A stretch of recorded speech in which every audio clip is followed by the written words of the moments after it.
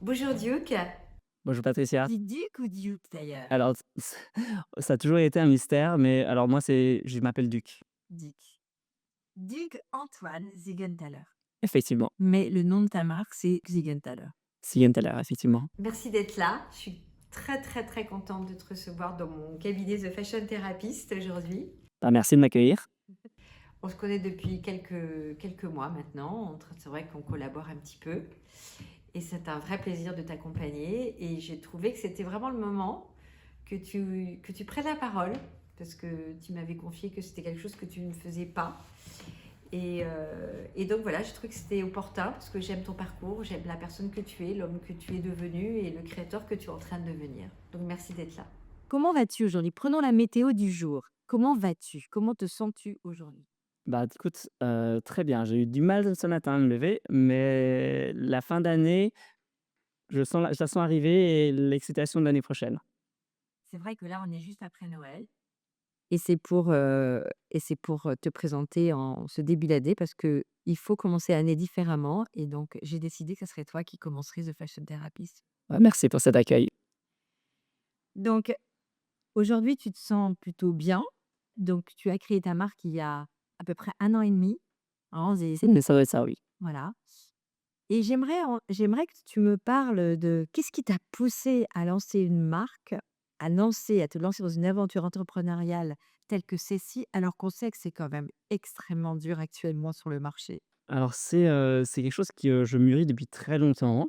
Je vais pas le cacher, au début, je pense que mes proches, ils croyaient beaucoup plus que moi. Ils pensaient beaucoup plus, que j'avais quelque chose à raconter et pendant très longtemps, en fait, j'ai travaillé à gauche, à droite pour, différentes marques. J'ai enseigné et il y a eu, pendant très longtemps, en fait, un déni, en fait, de ce que j'avais raconté. J'ai eu un moment très difficile et je me suis dit: «Voilà, j'ai absolument rien à faire en ce moment, j'ai aucun challenge».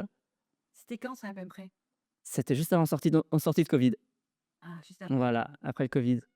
Je travaillais, chez Webproject avant et en quittant Webproject, je me suis retrouvé avec un grand vide, heu et c'était une dépri je pense que j'ai pas mal déprimé pendant 8 mois avec, rien à faire, absolument rien à faire. Je ne savais pas quoi faire le matin en me levant, et alors j'ai eu de la chance, j'ai commencé à enseigner, donc c'est quelque chose que j'avais toujours envie de faire. Puisque tu es chez Charbon Savard aujourd'hui, tu es prof Exact.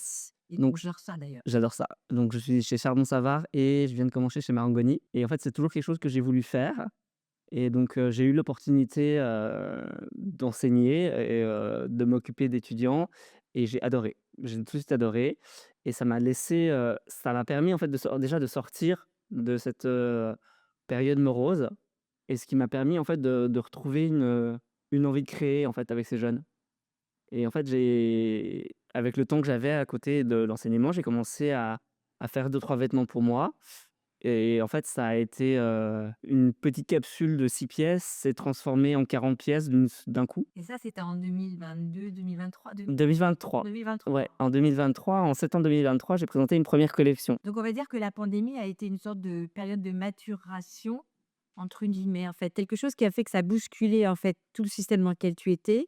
Tu as quitté Y Project, tu travaillais chez Y Project depuis un certain temps déjà et en fait, ça t'a poussé à te remettre en question et à trouver ta voie, ouais, chercher ta voie, en fait. Je pense, oui, il y a eu vraiment une longue période où en fait, je me suis laissé porter par les événements, donc j'ai fini mes études, j'ai commencé à faire des stages à gauche, à droite. J'ai été embauché chez Y-Project en stage en premier, et après j'ai été embauché à plein temps, et on m'a donné enfin, je suis devenu responsable chez eux en 8 mois. J'étais responsable, en fait, du département tailoring Tu et travaillais auprès de Glenn Martel? ouais, je travaillais enfin, il était mon tuteur à l'école, donc en fait, ça a été très rapidement. Donc je me suis fait porter, on va dire, un peu, par les événements et c'est mon copain, mari maintenant, m'a toujours dit: «Mais en fait, tu as eu de la chance, en fait, les événements se sont, alignés et en fait, tu as jamais vraiment eu besoin, en fait, de faire de choix ou de décider. En fait, tu t'es laissé porter et alors, tu as eu de la chance, certes, j'ai eu de la chance, certes». Mais il y a eu ce break de 8 mois Et en qui est fait tombé un peu sur et toi. voilà, c'est ce break en fait en post-covid, boy project en fait où voilà, je m'étais jamais vraiment posé la question: «Qu'est-ce que tu as envie de faire de ta vie?» Donc cette période, tu as vendu service, en fait. Ah oui, totalement, Oui. totalement, Tu as une sorte d'équilibre entre l'enseignement et ta marque. totalement, totalement. C'est J'ai un plaisir énorme à me lever le matin, à voir mes étudiants, à travailler sur ma marque, à leur parler de ma marque aussi, à échanger avec eux de ce que je fais. Et donc, comment tu gères, un peu parle-moi d'un petit peu, le quotidien justement. Vous êtes beaucoup d'entrepreneurs dans le domaine de la mode et vous devez gérer, plusieurs métiers et tu t'autofinances. C'est quoi un petit comment ça se passe pour toi? Comment tu le vis? Ah, c'est un peu au jour le jour, hein, pour certaines choses. C'est très, très dur de se projeter. J'ai eu la chance d'avoir, des amis proches, un peu de famille qui m'a aidé à financer, ma première collection et aussi une équipe de stagiaires, en fait, que j'ai rencontrés par mon école, qui m'ont permis, en fait, de faire énormément de choses que j'aurais jamais pu faire, seul. Mais c'est vrai que, dans la vie de tous les jours, oui, je vis, de mois en mois, c'est difficile de se projeter. Et cette année 2024 qui est un peu particulière, hein, moi je l'appelle l'année, du paradoxe, de la vraie transition et tu fais partie de cette nouvelle génération de créateurs, d'entrepreneurs qui pour moi participent à cette transition dans votre façon de créer, de consommer, de vouloir, en tout cas vendre. C'est une année, moi, qui vraiment me touche en fait. Nos schémas sont bousculés et pour toi, qu'est-ce que tu pourrais me partager sur cette année 2024? Le moment le plus heureux que tu aies vécu et le plus difficile? Qu'est-ce que tu retiendrais de cette année 2024? En plein déploiement de ta marque, d'organisation, de structuration, en fait. Alors je sais pas si on peut dire, qu'il y a un événement, qui m'a rendu le plus heureux ou le plus malheureux. Ça a été, je pense, plusieurs moments clés, cette année, donc bah, le gros événement de cette année, ça a été la présentation de ma première collection sous forme de défilé. Donc là, c'était, une grosse étape. J'aurais jamais pensé en me lançant que je ferais ma première collection, un défilé, dans les 1 an et demi, après avoir lancé ma marque, de pouvoir réunir autant de personnes autour d'un projet. Et en plus, tu as défilé en Chine. C'est ça, donc j'ai eu la chance d'être invité en Chine par le gouvernement chinois et donc la fédération, en fait, du prêt-à-porter et du textile. Avait déjà rencontré l'année d'avant et il m'avait proposé, en fait, de venir et en fait, à l'époque, j'avais encore rien sorti. J'étais encore dans l'œuf, j'avais sorti une petite capsule, ma première petite capsule et je me suis dit: «Oh là là, non, non, c'est impossible pour moi de sortir», il m'avait demandé 30 looks alors que j'avais même pas sorti une première collection. Mais est-ce que c'est un rapport avec le fait que tu es, tu en fait, tu as plusieurs nationalités? Ouf, Est-ce que tu as la sensation qu'il y a une sorte de parce que tu quand même, généralement, on commence par défiler en France quand on est français et toi, tu vis en France, tu es installé en France, mais est-ce que tu t'es senti comment tu t'es senti en Chine? Parce que c'est une de tes origines. Alors je pense que c'est une histoire de laisser les portes ouvertes aux choses qui se passent. Les choses n'étaient pas, enfin, les choses ne sont pas alignées pour que ça se fasse la première année et en fait, Non, c'est rare. c'est rare. Mais, il y a quelque chose qui, je pense, a ouvert la possibilité, en fait, d'y retourner. En fait, ça a ouvert une possibilité, une porte et c'est quelque chose qui m'a beaucoup drivé, en fait, sur l'année pour, en fait, me mettre en position de pouvoir dire oui l'année d'après et en fait, ils m'ont recontacté. J'étais aussi prêt, psychologiquement, il y a d'un côté être prêt des niveaux techniques, d'avoir la quantité, en fait, de choses à présenter, mais aussi la question psychologique, en fait, d'être prêt à présenter son travail, en fait. Parce que c'était quand même tu t'es jeté dans le grand bain et dans un bain qui était quand même, parce que là, c'était pas un petit défi, c'était un gros défilé. On a vu les images et ça a été quand même une expérience hyper intéressante pour te préparer un jour à défiler à Paris. Oui, ça a posé des bases, en fait, pour moi, en fait, pour me challenger aussi dans le futur. Challenging, hein. Mmh. Donc, et revenons à cette question, donc et quelque chose qui aurait été difficile en 2024? Un mauvais souvenir, quelque chose qui, aurait été compliqué? Justement, parce que dans ces moments-là de grande effervescence, il y a aussi des moments un peu compliqués. Est-ce que tu peux me partager quelque chose cette année qui a été un peu, C'est vrai que j'ai mis ma première capsule, enfin ma première collection qu'en septembre dernier qui a été, présentée, à la presse via une agence de presse et c'est vrai qu'en fait les 6 mois, en fait, suivant cette présentation a été un peu il y a eu alors je suis bien conscient que les choses ne démarrent pas automatiquement tout de suite, mais c'est vrai que le temps que les choses se mettent en marche, il y a un côté d'adrénaline en fait où on présente sa première collection et tout d'un coup il y a un vide, le temps que les choses, prennent. Un vide, sur de dans la presse et aussi un vide financier parce que voilà, j'ai mis beaucoup d'argent, en fait, pour cette première collection et tout d'un coup, il y a eu un sorte de mou derrière où, en fait, même moi, je n'avais pas réfléchi, en fait, à la suite et de ne pas savoir ce que je voulais, à la suite de cette première capsule où, en fait, j'avoue, je me suis un peu laissé porter, jusqu'à cette première Mais capsule. justement, c'est intéressant comme expérience à partager parce que vous êtes tous à peu près dans les mêmes process en fait. Et moi, je remarque depuis des années que la première, deuxième année, c'est des moments hyper importants pour vous construire. Vous faites souvent beaucoup d'erreurs. Et qu'est-ce que tu pourrais, toi, partager aujourd'hui avec ce que tu viens de vivre depuis 2 bonnes années, presque 2 ans? Qu'est-ce que tu pourrais donner comme de ce que tu aurais dû faire et pas faire? Bon, alors, je pense qu'il faut s'entourer des bonnes personnes, mais aussi ne pas se laisser enfin, ne pas se laisser emporter sur des choses, en fait, qu'on n'a pas envie. C'est vrai qu'au début, on se laisse souvent, Influencer, tu veux dire, ou guidé par des personnes qui sont pas forcément c'est ça, en fait, et aussi, c'est pas construit donc du coup c'est ça, en fait, aussi se laisser guider par des choses que des gens voient pour nous, qui sont pas forcément, ce qu'on a envie de faire, ce qu'on a envie de dire, ce qu'on a envie de laisser paraître. Voilà, c'est bien se préparer. bien se préparer, c'est aussi peut-être, savoir réellement qui on est et qu'est-ce qu'on veut mettre dans ce projet. Parce que quand vous commencez, moi je dis toujours qu'il faut 2 ou 3 saisons pour vraiment se positionner, donc à peu près 1 an et demi, 2 ans pour réellement se positionner, trouver sa posture, parce que c'est très personnel en fait et donc c'est effectivement, il faut vous laisser le temps de mûrir, vous accompagner, vous construire une histoire et c'est pas évident que ce que vous êtes pris par un quotidien. Je pense avoir été quand même à la très bonne école. J'ai été très bien formé, dans une très bonne école. J'ai travaillé pendant de longues années, en fait, dans une boîte, en fait, où j'ai pu apprendre. Tu fait l'école en Suisse, ça? J'ai fait la HED à Genève, Très bonne école. et après donc comme je disais, j'étais chez White Project, donc j'ai vraiment appris, la technique du vêtement et le système, en fait, qu'il y a derrière, la création, qui est en support de la création. Donc de ce côté-là, j'ai été énormément formé, mais c'est vrai que savoir qui on est, ce qu'on met dans notre, travail et savoir mettre des mots dessus est très, très dur et je pense que les personnes qui nous entourent, des fois, elles sentent ce manque, en fait, et dans le but d'aider, essayent de mettre des mots, des images, en fait, sur ce qu'on a à dire, mais qui ne sont pas les miennes et des fois, il y a c'est avec une bonne volonté et des fois, c'est, en fait, pouvoir retirer la couverture à soi. J'ai eu de la chance sur le long terme de pouvoir continuer à travailler avec les personnes qui m'ont bien poussé, en fait, et qui m'ont dit à un moment: «Voilà, Duc, ça et ça, on est arrivé jusque-là, mais maintenant, qu'est-ce que tu veux?» Et en fait, c'est vrai que ces 6 premiers mois après avoir présenté ma première collection, heu, ont été très durs, en fait, parce que je savais absolument pas ce que je voulais. C'est intéressant que tu reconnaisses ça parce que Non, non, je de beaucoup de créateurs et en fait, ça fait partie du processus de créativité. En fait, il y a des personnes qui savent tout de suite, mais c'est rare. Ça ne veut pas dire que les autres ne sont pas bonnes. En fait, ça veut dire qu'il faut que ça se mûrisse parce qu'il y a des choses qui émergent tout doucement, petit à petit. Donc c'est très chouette que tu nous partages ça.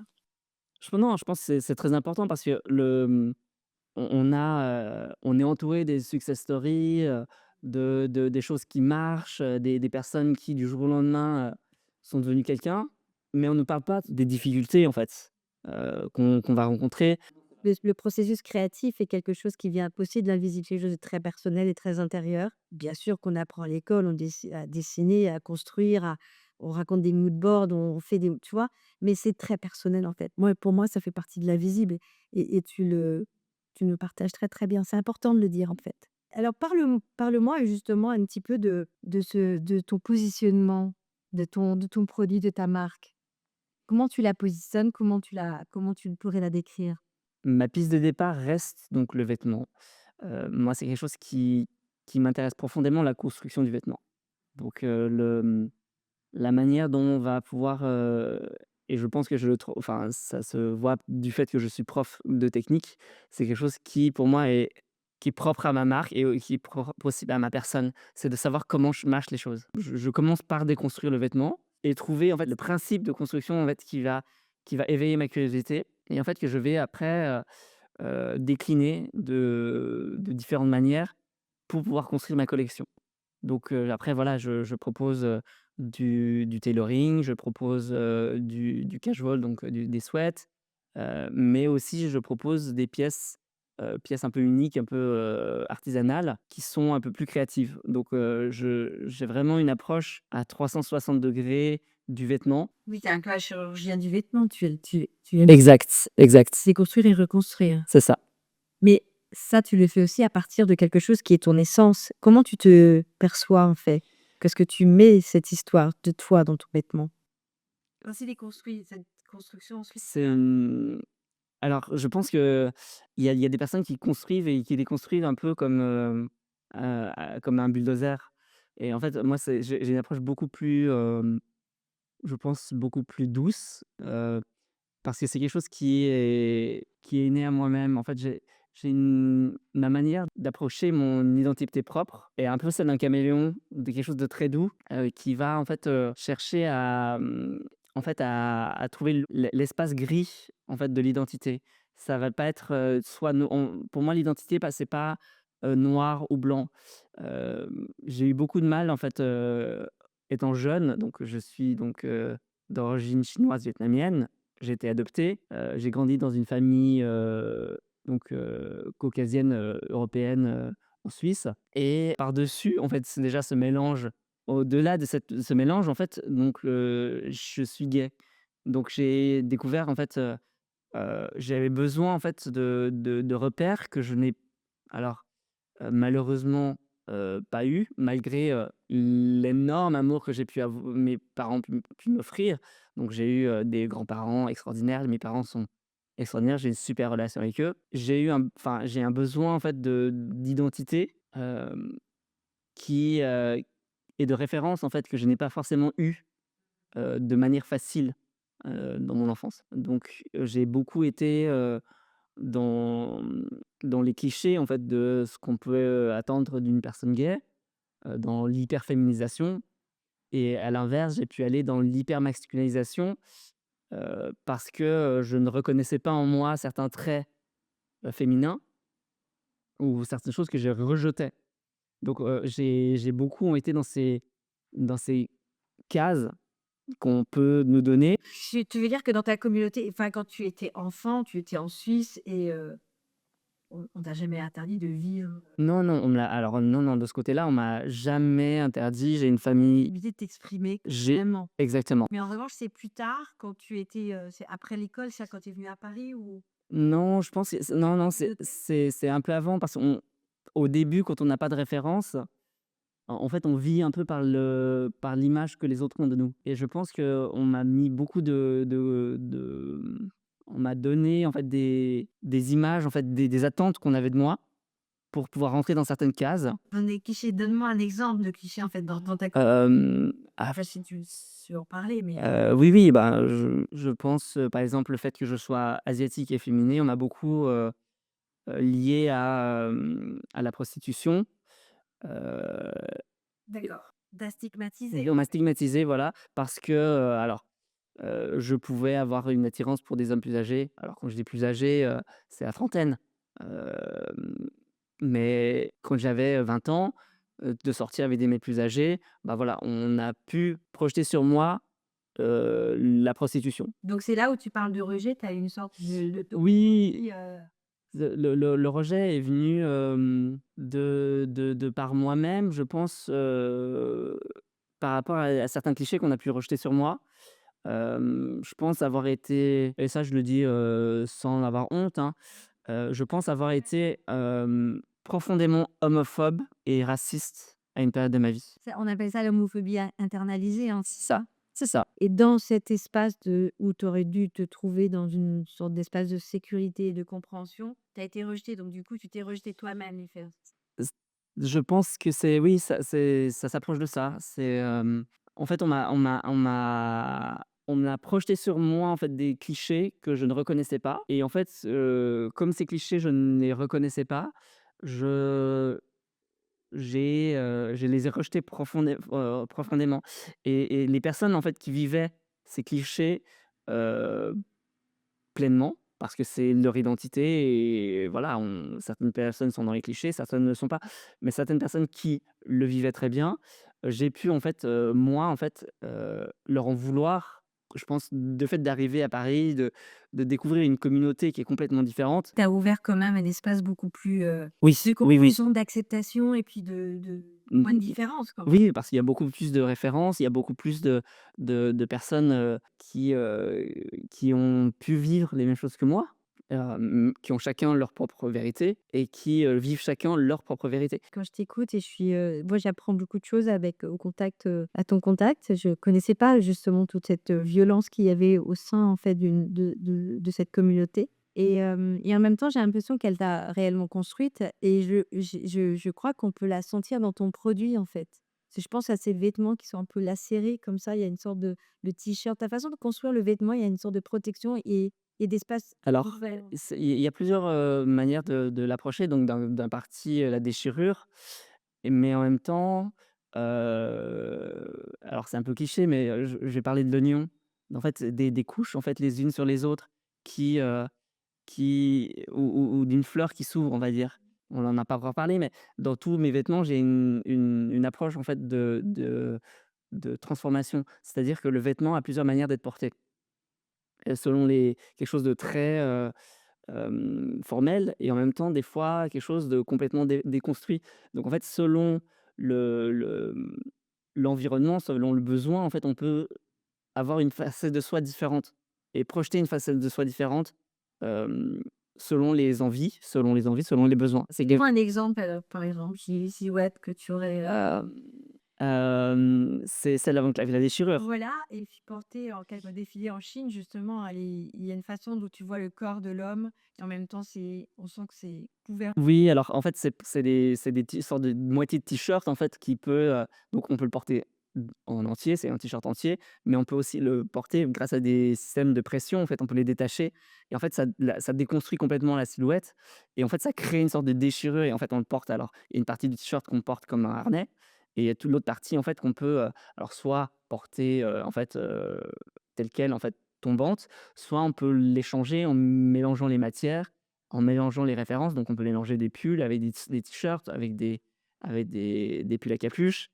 Donc voilà, l'idée c'est de multiplier en fait ces sortes de, de couches, en fait, pour pouvoir, hem, apporter en fait une piste de lecture différente à chaque fois et Pourquoi ça parle toujours de pluralité? c'est ça, c'est une pluralité d'identité.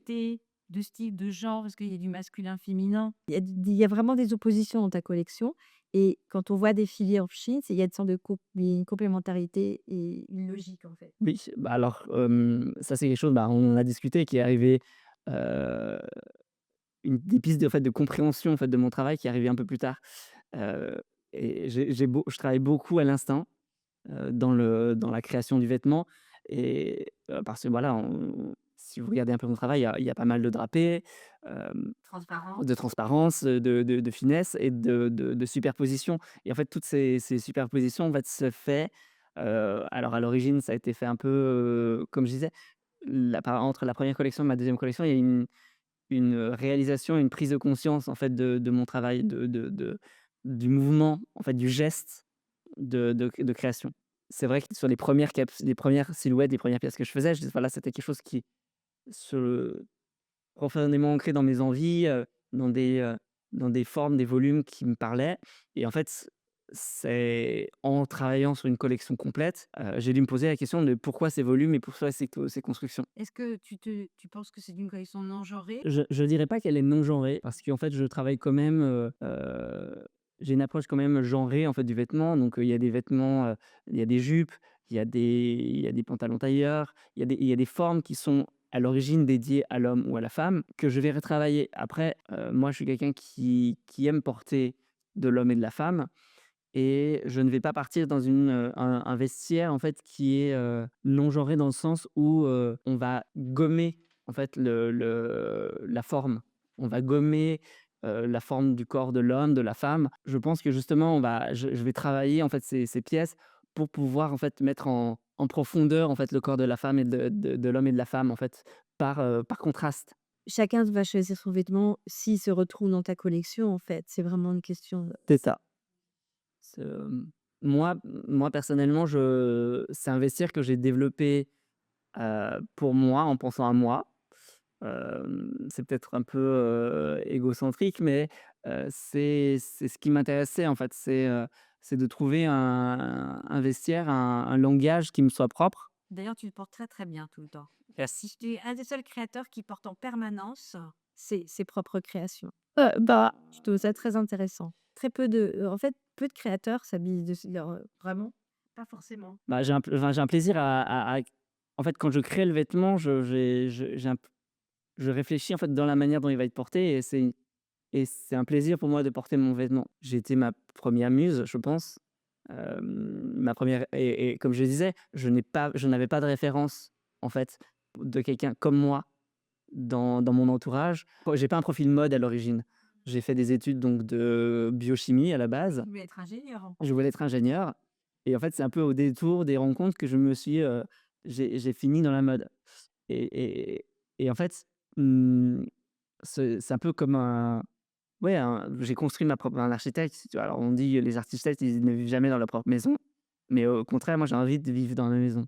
J'ai envie de vivre dans ma marque. Donc oui, oui, j'y réfléchis toujours. Je pense que les créateurs sont toujours un peu en réflexion par rapport à leur création, leur processus, mais toi, tu le portes réellement. Ça m'a marqué. Je ne te vois jamais. Tu portes que bon, tu portes de temps en temps du white project, mais c'est surtout, tu es vraiment, vraiment, tu portes ta marque. Et ça, j'apprécie énormément. Pour moi, c'est vraiment c'est ton reflet, quoi. C'est vraiment, il y a un effet miroir entre ta marque et toi, et c'est très important à mon sens. Dis-moi, aujourd'hui, on est en fin d'année, on commence 2025 bientôt. Ouais. Qu'est-ce que je pourrais te souhaiter pour 2025? J'aimerais bien que commercialement, je puisse commencer à démarrer parce qu'en fait, c'est vrai que là, pour l'instant, j'ai beaucoup travaillé sur l'image, de marque.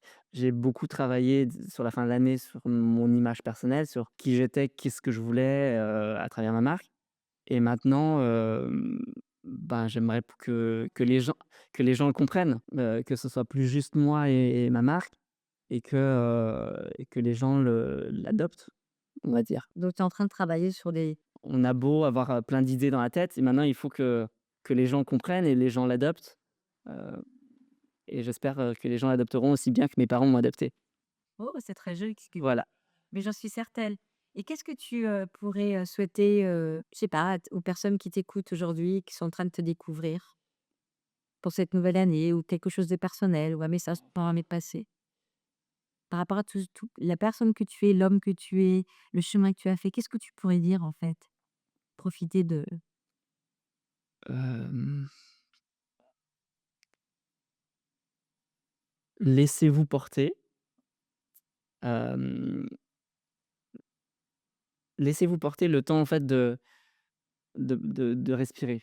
De respirer et de réfléchir en fait à qui vous êtes, qui vous voulez être. On peut changer à tous les âges, mais on peut aussi choisir, qui on est, et ne pas laisser le temps passer avant de décider qui on veut être. et laisser les autres décider de qui vous êtes. Exactement, Souvent ça, et souvent exactement. Heu, le problème effectivement, c'est il faut aider les gens, enfin moi je dis toujours qu'un accompagnement d'un créateur, c'est l'aider à être qui il est profondément, et surtout pas le dénaturer.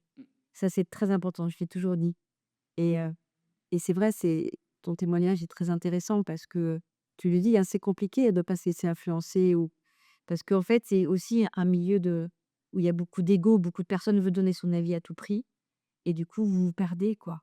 Et moi, j'ai souvent été spectatrice de ça, et c'est pour moi très important d'être soi-même. Je pense que on peut se laisser porter. On peut se laisser porter. Il y a des périodes de nos vies où les choses s'alignent, où, comme j'ai dit, pendant, 8 ans de ma vie, je me suis laissé porter parce que les choses s'alignaient. Mais c'est vrai que, de me poser la question de qu'est-ce que je voulais faire de ma vie, heu, était importante. Mais, ne passez pas à côté de l'exercice, en tout cas, de se demander ce que vous voulez. Merci à toi, Bah, merci. parce que c'est essentiel effectivement sur un chemin, en fait. Donc je te souhaite plein de belles choses pour cette nouvelle année. Merci, ça c'est ça. Hein, je pense que tu es en train de trouver ton équilibre et ton alignement, et on va se retrouver en 2025. Bah, oui, je me réjouis de partager 2025 avec toi. Moi aussi. À bientôt. À bientôt.